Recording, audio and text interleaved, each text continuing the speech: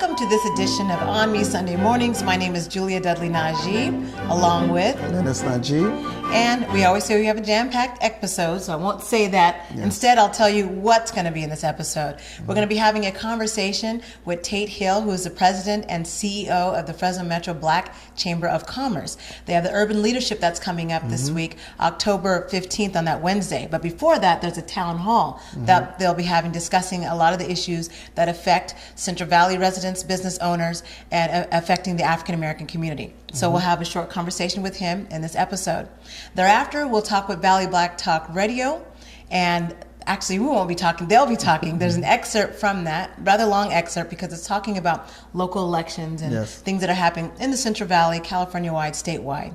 And so we want to make sure we cover that. And then myself and Lennice will be covering a news headline that we thought was really dear to our hearts, dealing with education. Yes.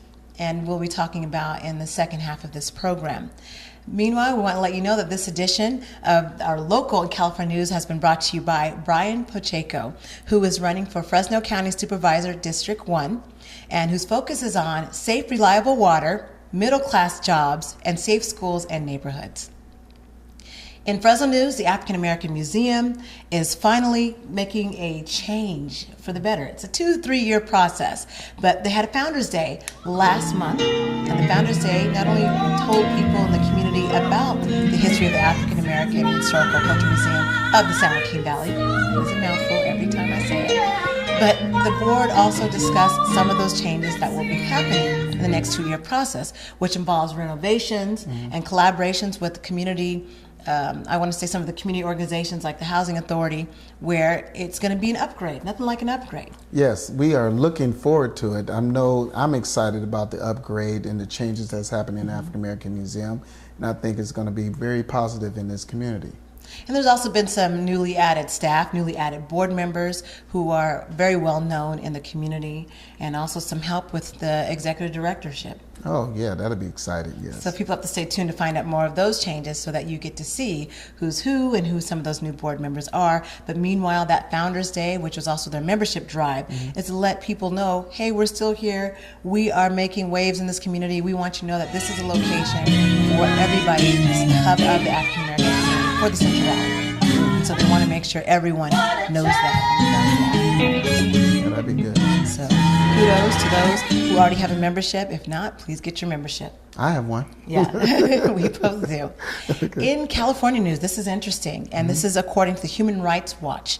California Governor Jerry Brown signed into law a bill 1276, and this prevents those young offenders age 22 or younger entering prison not to go into a maximum security prison where it's they have to encounter rape, assault, get beat up because they are younger, and these are by other prisoners that have, I'll say, that are maybe strong or that are preying on these young people. So where are they going to be housing them at? They'll be having a committee-based, specialized facility that will review and also watch over them, as far as the case proceeds and where they are in their sentence. So they're going to be a lower security prison. So they're going to be amongst each other. Yeah, lower security level prison facility, and it's supposed to increase so that they have access to educational and self-help programs. Oh, that'd be so great. At least they can focus on that, other than having to worry about if they can survive prison. And we've heard those horror stories before.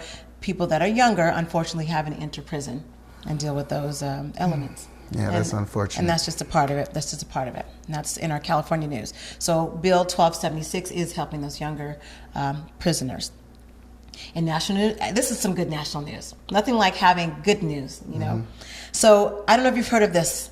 Thessalonica Azur Embry, hopefully I got the name right, earned her bachelor's degree at 14 years old. Wow. And graduated with a 3.9 GPA. Oh, that's incredible. Outstanding, That right? is incredible. So she's from Great Lakes, Illinois, and she's been wanting to, since she was 11 years old, reading college textbooks. I heard she was homeschooled. She was homeschooled, yeah. And then her mom saw that she had a natural affinity to just want to read textbooks. And they were college-level textbooks, not just any textbooks. That's impressive. That's incredible to me.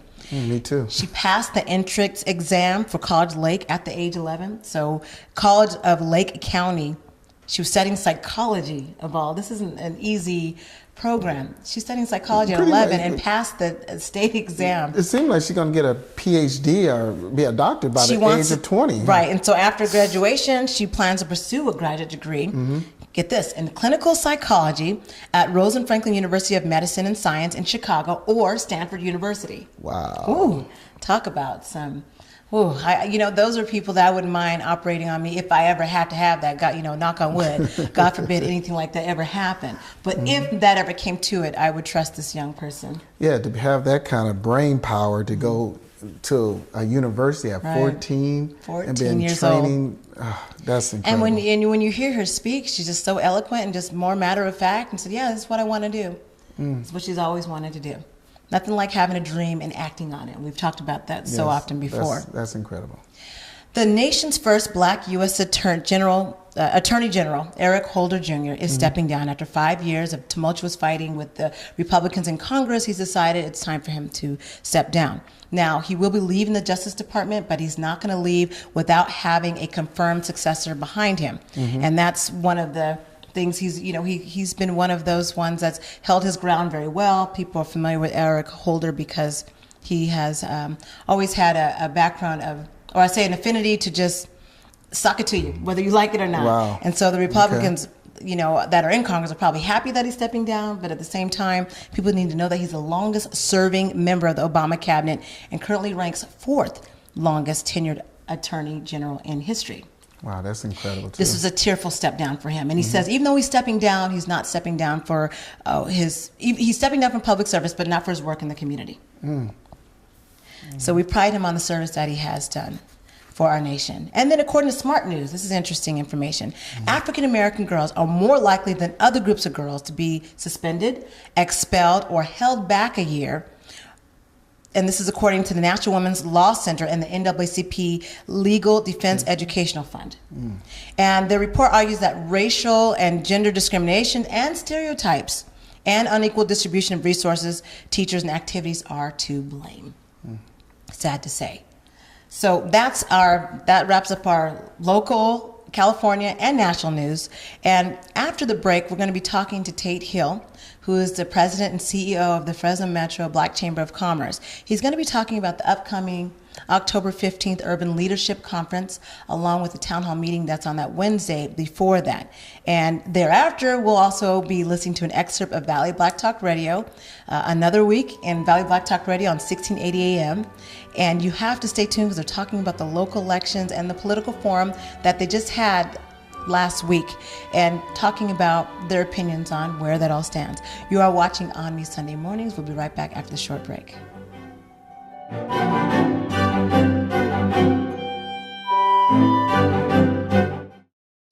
I'm Brian Pacheco, and I'm running for supervisor because our community and its future are very important to me. My family has been in farming here for 4 generations. This is the real California, where hard work and strong families are the norm, not the exception.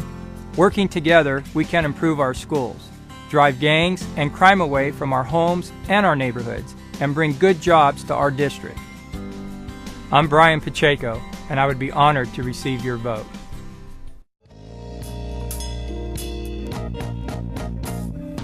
One New Media Expression, ONME, brings you a repeat broadcast of ONME Sunday Mornings from 8 p.m. to 9 p.m. every Sunday, followed by live radio with Valley Black Talk Radio from 9 p.m. to 12 a.m. on 1680 a.m. Here's every Sunday from 8 p.m. to 12 a.m. on 1680 a.m. One New Media Expression, ONME.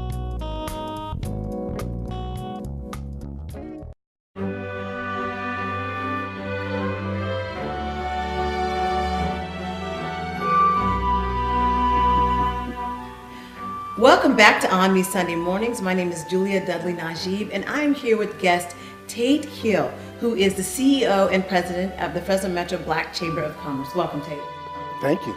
We're so glad that you could be here because we wanted you to tell us about the Urban Leadership Conference that's coming up and the town hall meeting October 14th. So tell us more, I guess, about the town hall first. Yes, so this year we're doing something a little bit different, and we're partnering with AMP TV to actually do a televised State of the Fresno Black Community Town Hall Forum, and really to look at important issues within the African American and urban community from business, education, workforce development, and banking and finance. And we're bringing together some of our top African American leaders in all those different areas. And we're going to really just talk about, what are some of the priorities and issues as it relates to the African American community, and how can we do more than just talk about them, but how can we address them? That's what I was just going to ask. Is Definitely. there an action plan that's always set up behind afterwards? How do you implement such an action plan? Well, then that carries us to the next day, Okay. our Fresno Urban Leadership Conference, where we will, the town hall will be a microcosm of the Urban Leadership Conference. And at that conference, we'll talk about some of the same topic areas, but then there will be full-fledged panels that will discuss those different topic areas, again, in business, education, healthcare, and workforce development. And out of those panels, they'll look at some of those priority issues that the community has put together. And then at that workshop, we're also going to have some discussions with the community, with the participants. We're, asking our community leaders to come and really look at what are some things that we can do. And really, any event like this is always about momentum, but it then, of course, is what you do after the momentum. Right. And so we'll be looking at engaging with the community going forward after the conference. Now that we've had all these great ideas and strategies that come forward, how do we then put together action plans, and how do we get the resources to make that happen? How can people be involved? Do they have to be part of the Fresno Metro Black Chamber of Commerce, or can they become a member at the conference? How can they get involved, the average person? Definitely. Well, one, we're going to encourage them to watch it on AMP TV. And so that's a great way. And now we saw that as a way to bring these issues to the masses, right? There's really no place that's big enough to hold all 50,000 African Americans here in Fresno County. But we said by televising it, it creates access for a larger group. Also, we'll be looking at, what are current organizations doing to address some of these issues? Some of the institutions, what are they doing? They may have volunteer opportunities. They may need certain types of resources and connections. And, the community will have those opportunities to engage in that way. And so we're inviting our members, stakeholders, community leaders to come and be a part of that day. But again, the real action happens after the conference. After the conference. And when you say after well, let's talk about during the conference. What are some key issues that you feel as a business leader in this community are challenges? Definitely. So what we decided to do is to go beyond just Tate Hill's perspective or Julia's perspective or any one individual, right? We all got our perspective. And you get 10 of us in a room and we're going to have 10 different perspectives and priorities. And so we said, and we've been doing a survey for really the last 5 years, and that's been an impetus of our conference as to what are the priorities within the African American community. And we go out, community events, churches, we survey online, and we get somewhere around 150, 200 responses every year, and really look at what are the priorities. This has been a collective thing, then you're talking about over a 5-year period. Yes, so we have data to look at for the last 5 years, and we took things that we were hearing in the community, but we really wanted to know, okay, what should be our priority? We can't do everything at the same time. We don't have every time money, and so if we have limited resources, how can we really address that? And so, for example, in education, which I know you have a passion for. I do. One of the issues was making education a priority in the home. And that has been kind of an overwhelming number one priority for the last couple of years. And so in our past discussions, we've talked about how do we do that? How do we actualize that? How do we make that happen? What's the role of the community versus the household versus the school? And that's hard because having to manage business, and you're thinking about from single parent homes to entrepreneurs that have their own business and they're trying to stay afloat, that's a lot to manage at one time. It can be. It can be. Yeah, definitely. Right. Yeah, definitely. And kids. Yeah, that whole balance. And so we're really looking at how do we address that and what are some of the resources toward that. So we're not starting from scratch and saying no one's not doing anything, but maybe they're not effectively engaging the African American community, or maybe there are things that are happening in the African American community that maybe some of these institutions don't know that are working, that's working very well. And so we want to bring all those things to light. And we think also, during some of those discussions that the community and the participants will have opportunity to share and tell us, what's really going on. And after the conference, now let's talk about the after effects. What are the steps to take to make sure people are taking the information they got from the conference and taking it to the next level? Definitely. So one, now that we have some great internal resources through, we have a great team of college educated young people that are working with the chamber through a VISTA program and some other things. Now we have some resources to really kind of bring the human resources to what we need to do. And so so they'll be taking that information, the ideas that come out of that, and really looking at how do we create some kind of action plans. We also have our Fresno African American Community Exchange, which is an opportunity for African American led organizations and professionals to connect with each other, and we do that on a monthly basis. And so, that is a great way to connect and to keep us on track on a monthly basis to find out what we really can do within the African American community to address that, and then take those suggestions to our funders and supporters and say, this is what the community said was important. Here's what the main stakeholders said they needed to do, and here's now a course of action that we think will help address that issue. And we need your resources to help make that happen. So you've got larger stakes in the community or collaborators that are supposed to be able to assist the chamber, and then you're also assisting other organizations. Definitely. We realize we can't do it alone. No one particular organization. Right, yeah, we can't. This is not something NAACP can do all by itself, or our Urban League, or United Black Men, or a chamber for that matter, or a government. I mean, it takes a collaborative effort. It's that whole African proverb, it takes a village to raise a child. And so it takes a whole community to raise a community. Right. And so we need to really take that, to heart, and we're doing that during this conference. Back to the October 14th town hall. Is that selected, or you already have your group selected for that, I assume? Yeah, because we can't have everyone in the audience, but we will have key individuals, key community leaders. Part of also the premise behind the Urban Leadership Conference is to showcase African American professionals, business owners, and leaders. A lot of times that we don't know. There are a few select that a lot of people know, but there are some people doing some really dynamic things that we don't know within the African American community or the mainstream community. And so it's also an opportunity to showcase and to highlight individuals that are doing great things within the community. And so that town hall group will consist of that. But again, the community doesn't have to worry that they're going to be left out. They're going to be able to watch it on TV. Okay, gotcha. So we thank you for helping us to understand the importance of us all being at the Urban Leadership Conference. And that again is October 15th for the Urban Leadership Conference. We need to be there at what time? The program starts at 8 a.m. So be there at 7. Yes, 7:30, right? Not 8:30, because you'll miss, we're going to have a very special presentation, and you'll have to go to our website to get more information about it, www.fmbcc.com. That's going to be from 8 to 8:30. Okay. If you're not there, you'll just totally miss it. And so you don't want to miss it. We're doing some great things there. So it's a great opportunity to participate in the workshops. If someone's really wanting to go and maybe they don't have the financial resources, give us a call. We have some great sponsors that will have some spaces available. So let us know. We want the community to be a part of it. Okay, and if you look at the bottom of your screen, you'll find where you can get more information about the Fresno Metro Black Chamber of Commerce Urban Leadership Conference that's coming up this week.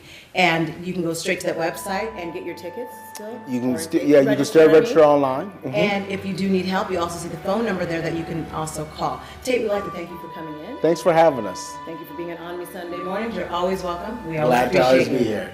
And we will be right back after this short break.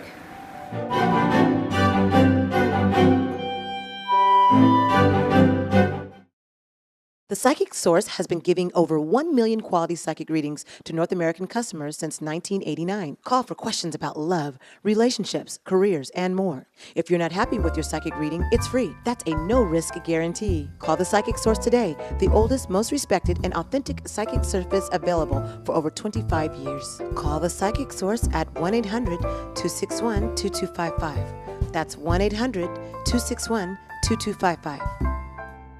An important message for Americans in need of health insurance. If there's been a recent change in your life, you are eligible for immediate protection under the Affordable Care Act. If you're uninsured because you missed the enrollment deadline, we can help. To get the protection you need, you can visit the Healthcare Exchange and spend hours exploring your options. Or you can make a single call to Health Markets and let us do the legwork for you at no cost or obligation. Health Markets Insurance Agency searches thousands of health insurance plans on the exchange and off from more than 120 leading companies like United Healthcare, Humana, and more. We'll find you the right insurance coverage and guarantee the lowest price for plans we offer. And if you qualify for a government subsidy, we'll make sure you get the tax credits you deserve. Talk to us on the phone or meet with a local licensed representative. Why pay more than you have to or risk going without the coverage you need? Put our free service to work for you. Call Health Markets today at 1-800-958-1057. That's 1-800-958-1057. Fresno County needs leaders who will fight for our community values. That's family farmer Brian Pacheco. Brian will fight for new jobs and to deliver water to our farms and family. And he'll work with law enforcement leaders to crack down on gangs and violent crime. Brian Pacheco, small business owner, school board member, our choice for supervisor. I'm Brian Pacheco, and I would be honored to receive your vote. AMP-TV can now be watched on TV anytime through our Roku channel or on your computer online at amptvnow.com. Better yet, go mobile, live.amptvnow.com.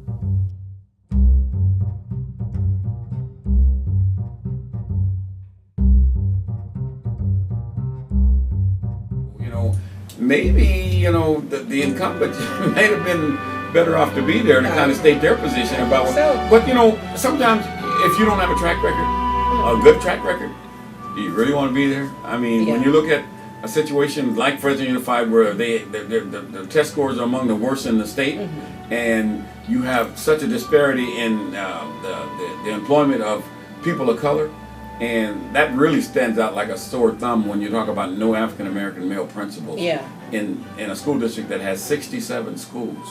So you mean you can't find anybody? And on top of that, this year with the local funding system that they've changed, the governor they passed some legislation and the governor signed it. There's local control, more local control of funding now, which means that now districts they'll have more money to do some things locally. So it wasn't important enough for that district to for that candidate to be there to tell us about that kind of stuff. So it really disappoints me when folks don't show. But then. Especially after confirming, that's the thing. I mean, it's one thing if from the very beginning you say, I really can't be there. But to confirm and then to call, I believe it was the day of, it might have been the day before, no, I think it was the day of, and say, well, I have this other thing. And again, it was the day of. It was the day of. I'm not, you have another thing, But I just think priority-wise, this was not a good showing for her. This was not a good, perhaps, indication of her level of concern, or maybe it was. See, that's for the voters to figure out.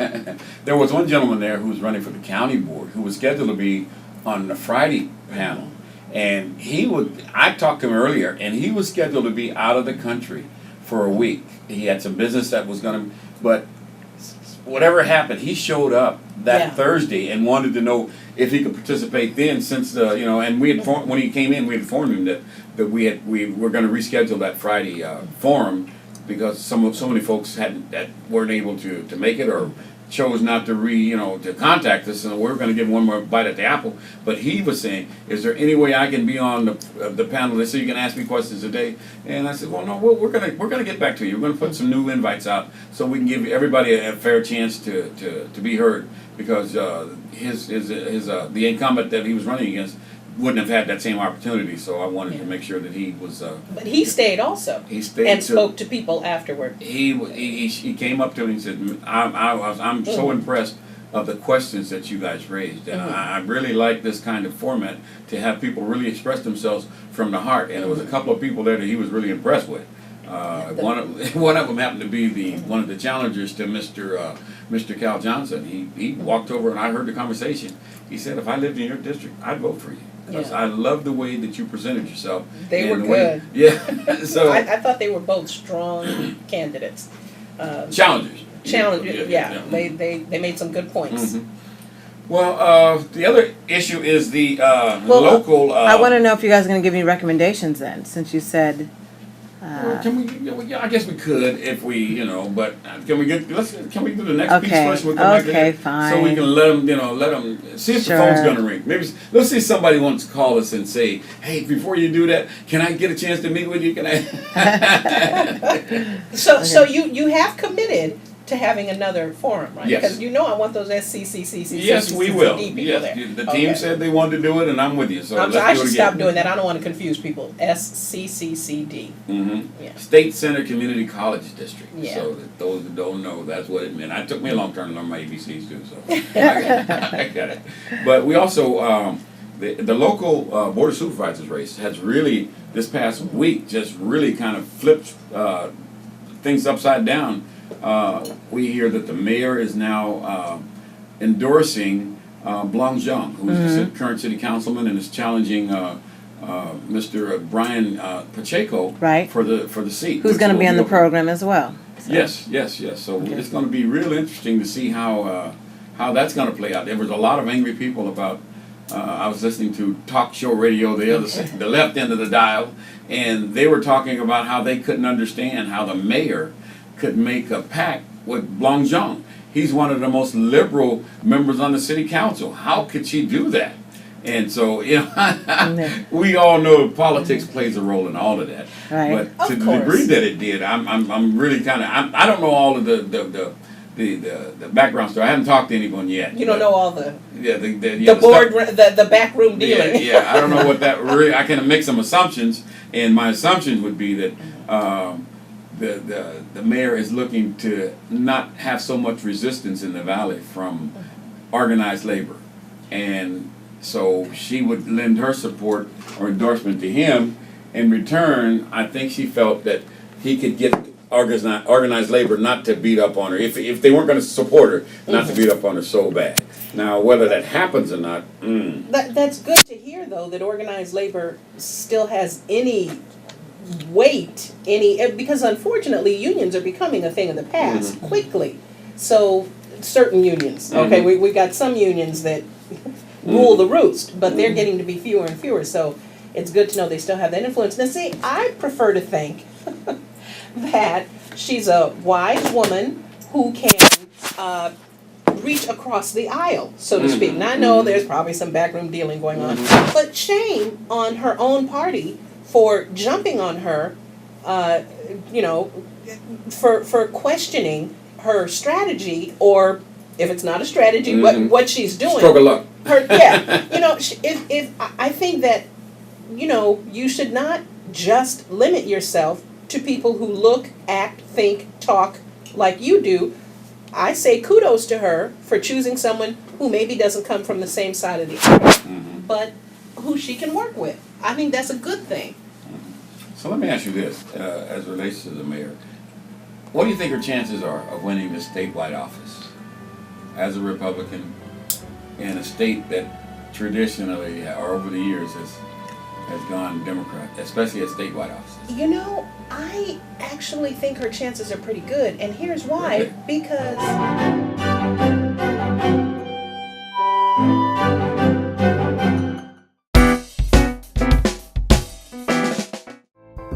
The Psychic Source has been giving over 1 million quality psychic readings to North American customers since 1989. Call for questions about love, relationships, careers, and more. If you're not happy with your psychic reading, it's free. That's a no-risk guarantee. Call The Psychic Source today, the oldest, most respected, and authentic psychic service available for over 25 years. Call The Psychic Source at 1-800-261-2255. That's 1-800-261-2255. We like coffee too here, and tea. And tea. Yeah, we like coffee and tea. Well, Cafe Aroma's gonna thrive. That we drink coffee in urban areas, right? The local coffee shop. Everyone doesn't want to go to the big brand coffee shop. Sometimes you really just want to be able to support a local business where you're going to know the people that are there. They're going to know you by name. And this is one of the places that I'm going to look forward to having a lot of meetings and inviting people to this location. 1, 2, 3. Cafe Aroma.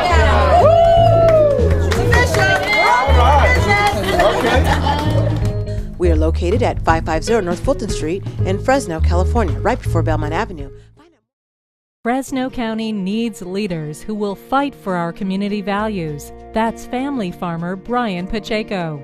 Brian will fight for new jobs and to deliver water to our farms and family. And he'll work with law enforcement leaders to crack down on gangs and violent crime. Brian Pacheco, small business owner, school board member, our choice for supervisor. I'm Brian Pacheco, and I would be honored to receive your vote. An important message for Americans in need of health insurance. If there's been a recent change in your life, you are eligible for immediate protection under the Affordable Care Act. If you're uninsured because you missed the enrollment deadline, we can help. To get the protection you need, you can visit the Healthcare Exchange and spend hours exploring your options. Or you can make a single call to Health Markets and let us do the legwork for you at no cost or obligation.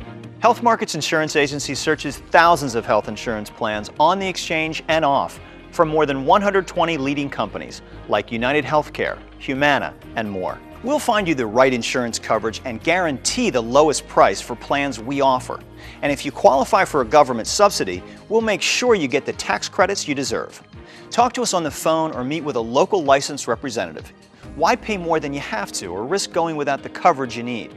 Put our free service to work for you. Call Health Markets today at 1-800-958-1057. That's 1-800-958-1057. I'm Brian Pacheco, and I'm running for supervisor because our community and its future are very important to me. My family has been in farming here for 4 generations. This is the real California, where hard work and strong families are the norm, not the exception. Working together, we can improve our schools, drive gangs and crime away from our homes and our neighborhoods, and bring good jobs to our district. I'm Brian Pacheco, and I would be honored to receive your vote. AMP TV can now be watched on TV anytime through our Roku channel or on your computer online at amptvnow.com. Better yet, go mobile, live.amptvnow.com.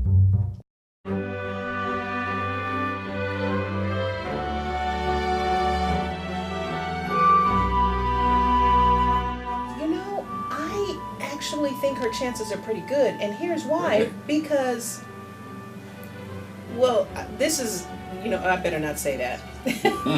Because she's bright and attractive, and people are drawn to that. Well, I thought you weren't going to say that. Well, I said it in a more, I found another way to say it, because I don't want anybody saying I'm objectifying or whatever, but let's face it, we, in this society, we do care about looks, right? We pay billions to get our teeth whitened and straightened and, all kinds of stuff, and you got black folks with blonde hair, because they think that, I don't know. Anyway, she's a bright and attractive person, and it seems to me, locally, that she hasn't worn her republicanism on her sleeve. She's pretty moderate, actually. She's pretty moderate. So I think she's actually got a good chance. She's not a divisive personality, it seems. So I think she's got a good chance. Well, I always look at, particularly in all elections, but in particular a statewide office, what has been her reach to the African American community? And if not, why not? And if so, what areas are we looking to see where she's made that connection? In my personal opinion, I haven't felt reached out to. However, unfortunately, I don't think that that's going to be a real big consideration, because I think even on the state level, I see a lot of politicians that are not reaching out as par for the course. So it's not like you have these candidates over here who have really reached out and who carry a large African American base, or carry a lot of African American votes, I don't think any of them do a real good job, to my knowledge. But when you look at a race like this and her having an uphill climb, you would think that there would be a particular strategy to maximize to the capability that they could the outreach to the African American community to get that vote, because it could be a real tight race, because really the governor's really, I don't think his coattails are that long this time around, because it's a foregone conclusion that he's gonna win. Jerry Brown's gonna be reelected as governor. So I don't see them doing a whole lot of spending money and doing a lot of things to really get out the vote, because people are comfortable. They vote their pocketbooks, and a lot of folks are comfortable right now. And name recognition. Yes, and they don't. Neil Karshu. Yeah. That's Kashkar. What's his name? Yeah. But see, Kashkari. but I'm just saying that's what people would say that, and so why? I just think if you're down the ticket, you're going to have to do more to reach a broader base of folks that could possibly support you. And I agree with that. And I don't see that happening with her race. I think all the things you just said earlier about her, how her appeal to the public, her appearance and all that, I think those are all things that bode well for her. But at the end of the day, you got to have the votes. Yeah. And man, I guess it's systemic that most people who are consultants don't look at the folks that are outside the bowl that normally vote all the time. They simply just concentrate on the regular voters who are ongoing, and they don't look at the masses outside of there who are eligible, who may not vote, but they don't vote because nobody's giving them a reason to. Exactly. And because nobody has come to them and said, hey, I need you to vote. Here's what I can do for you. Yes. Yeah. Exactly. It's simple politics. But if you do that, my fear is if you do that, they feel that if you do that, now we have to start sharing that pie. And I have some big money people who've already told me, these are your marching orders, and this is what we need you to do. And when you're elected, we don't want you to deviate from that. So yeah, but see the problem, the big money people can give you the money, but the big money people can't necessarily give you the votes. But they can, unless they're paying people to vote for you. Well, when you're fishing out of that so you still have to reach out. But when you're fishing out of that small pool of voters who vote on an ongoing basis, you use one mechanism to reach them. That's television, radio, ad signs, and those kind of things. So they know that's been tried and true for the small pool of voters that vote on an ongoing basis. So they're really not interested in going outside that to do anything different unless they have to. Now there's a couple of close races here that are. If it's a close race, you have to. And let's face it, I'm not talking just specifically about Ms. Swearingen, but let's face it, whoever put you in office in terms of money, that's who you're going to do the bidding of, right? So even if you reach out and you get this huge pool of votes, and the people say, yeah, but what are you going to do for me? Okay, but when you get in office, tradition says that's how they do it. A bunch of people don't do that, right? I mean, many people who get in office do just what they were going to do before they got your vote. So I'm just saying, I don't think that's a real concern for a politician, because they know that they're going to do what their overseers told them to do.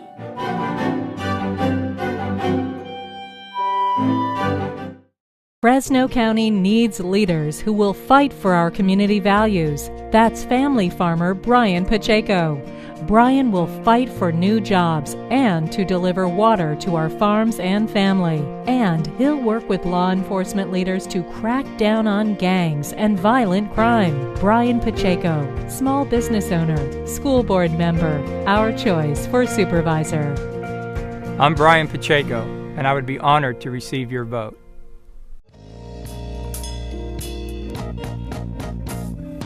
One New Media Expression, ONME, brings you a repeat broadcast of ONME Sunday Mornings from 8 p.m. to 9 p.m. every Sunday, followed by live radio with Valley Black Talk Radio from 9 p.m. to 12 a.m. on 1680 a.m. Here's every Sunday from 8 p.m. to 12 a.m. on 1680 a.m. One New Media Expression, ONME. AMPTV is proud to bring you a combined effort of all the black media sources in the Valley. Stay up or set your DVR for AMPTV programming on KC24 from 1 a.m. to 2:30 a.m. Let us be your source for what's happening in the black community. Saturday at 1 a.m. on KC24. AMPTV can now be watched on TV anytime through our Roku channel or on your computer online at amptvnow.com. Better yet, go mobile, live.amptvnow.com.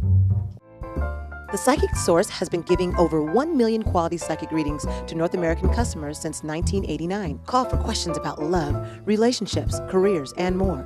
If you're not happy with your psychic reading, it's free. That's a no-risk guarantee. Call the Psychic Source today, the oldest, most respected, and authentic psychic service available for over 25 years. Call the Psychic Source at 1-800-261-2255. That's 1-800-261-2255. We like coffee too here, you know, and tea. Yeah, we like coffee and tea. Well, Cafe Aroma's gonna thrive. You know, that we drink coffee in urban areas, right? The local coffee shop. Everyone doesn't want to go to the big brand coffee shop. Sometimes you really just want to be able to support a local business where you're going to know the people that are there. They're going to know you by name. And this is one of the places that I'm going to look forward to having a lot of meetings and inviting people to this location. 1, 2, 3. Cafe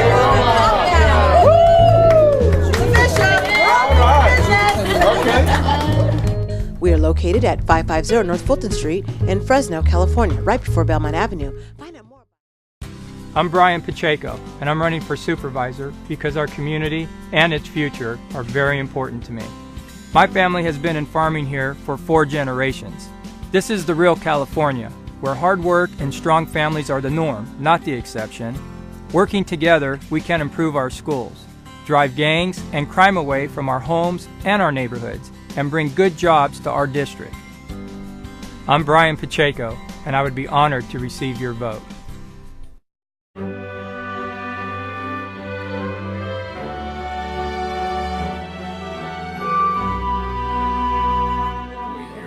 Particularly the Board of Supervisor race. That was an interesting dynamic that happened this past week, because now it really makes it for the I guess the Mr. Pacheco, it makes it really interesting, because now there's a window, I believe, a window of opportunity to pick up on a batch of voters that maybe weren't as valuable before as they are now, because I suspect that Mr. Blong is going to lose some union support and union money, so that means that race is going to be a lot tighter. And you know, that's unfortunate, because again, we've talked before about how, you know, as a group, black folks just tend to go where the Democrats go, and how we need to really be more savvy about how we vote.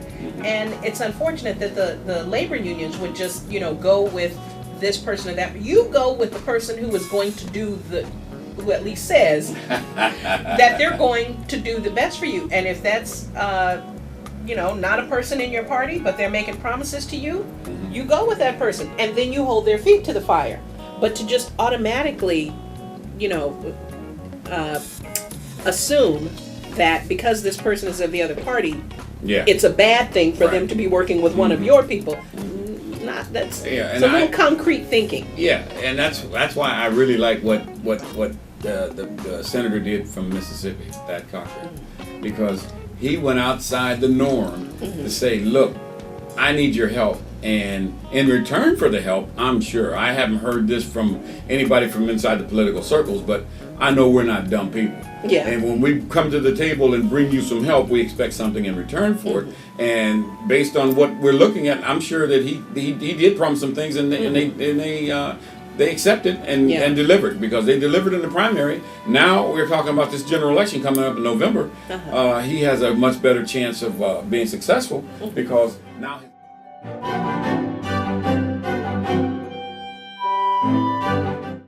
AMPTV is proud to bring you a combined effort of all the black media sources in the Valley. Stay up or set your DVR for AMPTV programming on KC24 from 1 a.m. to 2:30 a.m. Let us be your source for what's happening in the black community. Saturday at 1 a.m. on KC24.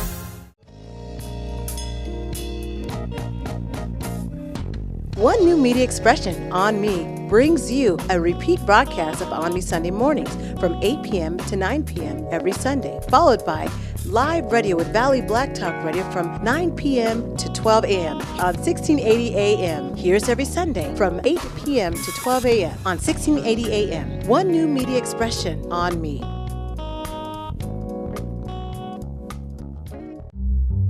AMP-TV can now be watched on TV anytime through our Roku channel or on your computer online at amptvnow.com. Better yet, go mobile, live.amptvnow.com.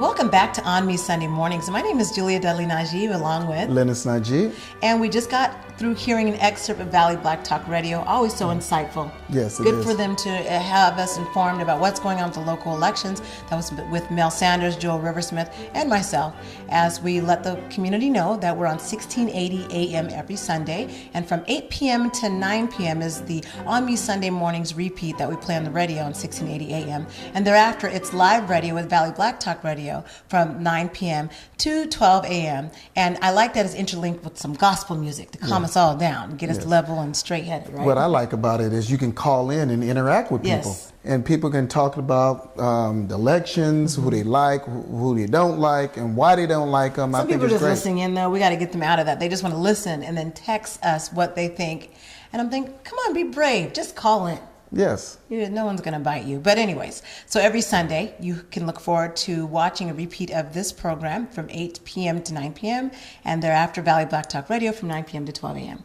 Mm-hmm. So I guess we want to get right into our national topic, or our topic of discussion that's been hitting the headlines.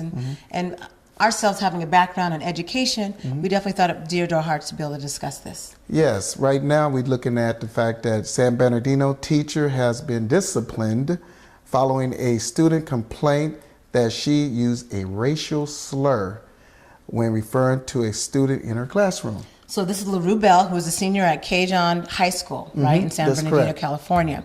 And what exactly happened? I mean, how can it get to the point, well, no teacher should be caught saying any racial remarks about any student of any color? Well, I think that student flat out, one, didn't like her in that sense. And that student just didn't respect the fact that, she couldn't teach and she couldn't manage her classroom. I think he was saying that she was rearranging her classroom and putting black students in a certain area, right, and white students in another area, or different other color students in another area. No, I think it was specific. How come you're moving all the black people around? That's what LaRue is. Yeah. Why are you moving all the black people around? Right. Okay. So, so she said, I quote, because I want to move all the N-words. All the N-word. And we can't say the N-word, but if you can imagine the N-word, I want to move all the bleeps. And so, okay, so we've been in a classroom and we know it can be a challenge. Yes. And if you might have 35 to 40 kids in one classroom, some of those challenges are the acting out behavior, people not knowing how to act, or these kids know how to act. It's just that when they get to school, it's a different element, right? Yeah, it seems like the teacher herself was frustrated and didn't know how to deal with African American students. And I know when I was going to take for my credential, I had to get cross-cultural education, how to deal with urban students in a classroom setting. So it seemed like either she didn't want to deal with them and just put them to the side and just teach this side of the classroom, or she just didn't know how to relate to the students.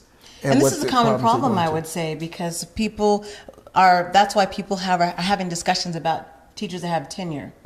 Because does tenure mean things like this can keep happening? Well, if you look at what this teacher commented back and said to the student, go ahead and tell them, I've got a lawyer and pay him every month. And so she wasn't worried about. Well, she didn't think the student would go and tell the administrator on her. So she figured that she has a certain amount of control over that student, but the student didn't like her so much. he went on to tell the principal or the administration what is going on in that classroom. And how it got blown out into the media, into the public, and went viral, I have no idea. Well, the issue is that the biggest issue is that the teacher has not been fired and that there's no apology. Okay, so I can say from experience, unfortunately, on the campus that I taught, we had the same type of teacher that would say these racial slurs all the time. Oh, really? Yes, and this teacher was always, I'll say that this teacher was always under the influence of something, and it was well known to the students. And whenever there was a problem with one of my black, brown, or sometimes even my Asian students, they would come to my classroom and tell me about the issue. And all the teachers knew this. But because he was tenured, you couldn't get rid of him. In fact, he ended up moving locations, meaning going to another campus, but he was not fired. Wow, that's unfortunate. And this is from many years of teaching. He was on there 20 plus years. And the fact that he would act out in the classroom and to be able to say these things to these students, it broke my heart. And I would say something to the administration, but what could they do? And they would try to get him out, but what could they really do? Well, this particular student found a way to remove himself out of her classroom. Right, which is a good thing. And that's one of the ways of doing it. But what about the other students that has to endure the mindset of that teacher? And the mindset meaning that if she's able to make that kind of a racial slur, what is her feelings with all? And do you think it's enough that the administration apologized for her, but the teacher has not apologized? Well, it's a legal ramification if the teacher apologizes, a lawsuit, and that's her. I'm sure her lawyers advise her not to apologize for that racial slur. As she mentioned, she pays her lawyer every month. So most likely the lawyer told her not to apologize, but at the same time, you know, we keep getting these teachers that are in the news from different acts that are happening, from sexual acts to things like this. So it happens to be California. You know, it happens to be California, and we have problems in our educational system. And I think we need to be a little bit more stricter when it does come to looking at tenure for that purpose, not looking at tenure as to how well a teacher is able to coach their kids in the classroom to do well on tests. It's also about how well are you managing your classroom? Are you able to handle the cultural differences? Because if you're that out of touch and out of date, you shouldn't be in the classroom. A lot of times when I was teaching, I taught at Oakland High, Madera High, the South Campus, and also at Edison High. When I relate to the students, they seem to have a liking towards me, and as I relate to them.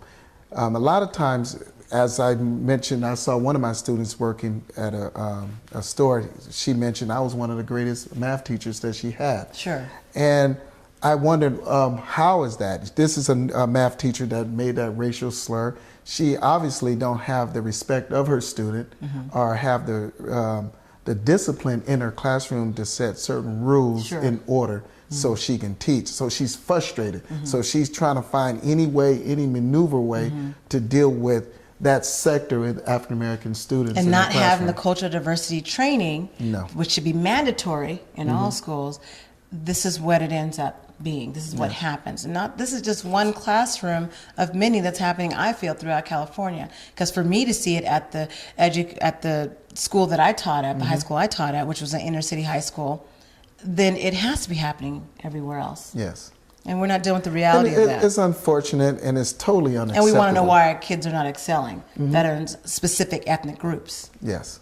And when you have that dynamic, and at the same time, kids know when they can get over on specific teachers they do not like, and that's unfortunate. But that's why it's not just about getting a job as a teacher. You have to love what you're doing. There has to be a passion for it, and it can't just be the passion for the paycheck. Yes. One thing about this student, this teacher that I noticed, that they didn't go into how many years she's been teaching. Sure. That's one thing. We don't know if she's just her first year and she's totally inexperienced and she's just frustrated because she can't manage the classroom. I'm sure because of her credentials, I know she probably is very versed in her math skills, because most of them are, you know, but it's a difference when you have the math skills and the teaching skills, and to combine those two to be an effective productive teacher. And it's the same thing in English. I, taught English and also film production for many plus years. And so it's one thing to be able to have that skill, like you said, but you've got to have the skill of relating to students, no matter what. I don't care who you are. I don't care what you're teaching, if it's a core class or if it's a supplemental class. You have to have the ability to have relationship with kids, or you should not be in the classroom. I'm sorry, there's no excuse. Yes. I don't care if you're an Ivy League college background and you have all these degrees. It doesn't matter if you cannot have a relationship with students in the classroom from all backgrounds. I had to be the counselor, the teacher. That's right. Sometimes the parent, the father, parent, the we've mentor, called home to parents. everything. Right. So you never know what that student's going to be coming to your classroom. You really and don't. Bringing their, they might have. They have all kind of elements that are going on. Everything, anything. From trying to get to school every day or hungry, coming to school hungry.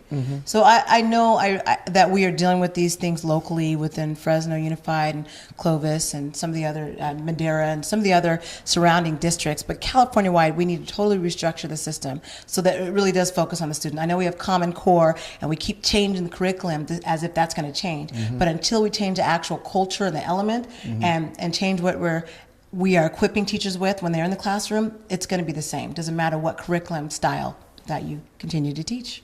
Yeah, well said. Yeah. So we'll end with our book of the week. Tavis Smiley has a new book. New book is called Death of a King, the real story of Dr. Martin Luther King Jr.'s final year. Why is this a big deal? Because now people will really learn about the true Reverend Dr. Martin Luther King. Unfortunately, he was left hanging by his own black community, members of the community that he thought supporting him in his last year. When they didn't support him when he was having his outburst about the Vietnam War at that time, they were trying to tell him, no, you need to be quiet. You're going to mess us up. You're going to mess us up with the good relationships that we have in the community with white people. So we don't need you saying anything. We need you to kind of keep your mouth shut. He was even told that by Reverend Jesse Jackson at the time. Adam Clayton Powell. They were against him speaking out. What about Al Sharpton? He might have been one of those. We'll have to read the book to find out. But I know I can quote those two individuals because Tavis Smiley actually spoke on a few of the local radio shows about that. And so even though the Reverend Dr. Martin Luther King died of the most shocking assassination, what should be most shocking is assassination that we gave him as within his own community, within the black community. Well, a lot of people don't know about what really happened. Sure they don't. Right. So we just know we shall overcome. Right. And what a great man in the speeches. I have a dream speech. And that's the problem. That's the only speech people know. And that was one of many speeches that he did, especially against the Vietnam War. He was totally against us being there. And so the fact that Tavis Smiley is, even though there's been many other books on this topic, people just don't, for somehow it misses the Martin Luther King Jr. celebrations. It misses all those holidays, but there's more speeches than just that I have a dream speech. But Tavis Smiley is pointing it out in his new book. And it says Smiley's Death of a King paints a portrait of a leader and visionary in a narrative different from all of those who have come before. So it's an exceptional glimpse of the King's life and legacy as an American hero. And so that kind of concludes where we are. I just want to people can check that book out at amptvnow.com. Again, you can check that book out. We have it on our website, amptvnow.com, and you can find out more about Tavis Smiley's new book, Death of a King, the real story of Dr. Martin Luther King Jr.'s final year. And that wraps up our show for this ONME Sunday Mornings. It always does. It always does. We'd like to thank Tate Hill, the Fresno Metro Black Chamber of Commerce, and of course, Valley Black Talk radio host Mel Sanders and Jewel Riversmith. And we hope that you have a great week. Thank you for watching ONME Sunday Mornings.